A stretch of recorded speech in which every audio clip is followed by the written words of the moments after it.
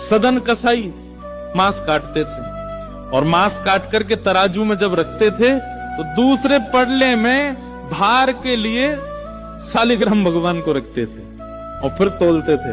शालिग्राम भगवान के भार से एक जीव का मांस भार तोला जाता था और लोगों को फिर बेचा जाता था। एक महात्मा ने देख लिया और देख करके बोले राम राम राम राम, मुंह पे हाथ धर के गए, बोले ये शालिग्राम भगवान है, कितना बड़ा अपराध कर रहे हो तुम्हें, इनसे तुम मांस तोलते हो, इनको दो हमको। बेचारे सदन कसाई बड़े भोले, अरे मुझे नहीं पता था, लीजिए भगवान, मेरे को तो लगा इनके लिए कोई आसन नहीं है मेरे पास, मैं कहां धरूं, सब जगह मांस है, तो ये तराजू का ये वाला पटला मैं रोज धो करके पहुंच के बढ़िया व्यवस्थित करके इसमें धरता हूं, इनको दो काम हो जाते हैं, इनका आसन भी हो जाता है, मांस भी तुल जाता है। साधु बोले राम राम राम, ठाकुर जी से मांस तोलता है।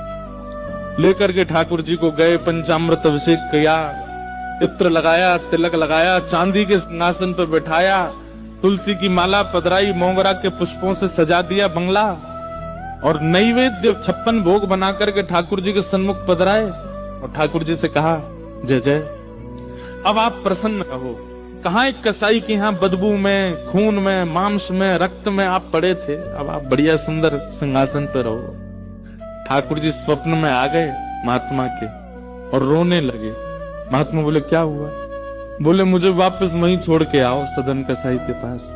महात्मा बोले जय जय, इतना अपवित्र स्थान वहां क्या करने, आपको वहां क्या सुख मिलता था?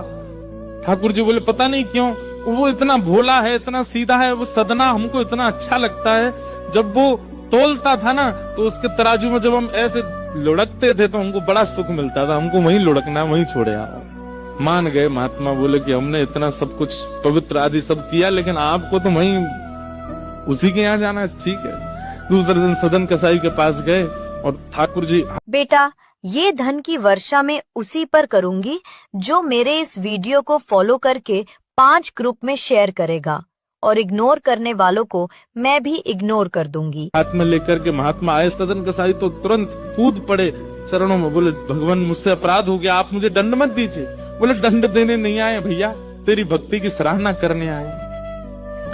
दुनिया के लोग पुष्पों से, इत्रों से पूरे घर को महकाते हैं, तब ठाकुर जी को विराजमान करते हैं, और तेरी ये रक्त मंडित, ये मांस मंडित, ये दुर्गंध युक्त दुकान में तराजू पर तुलने में ठाकुर जी को सुख मिला, ले धर इनको।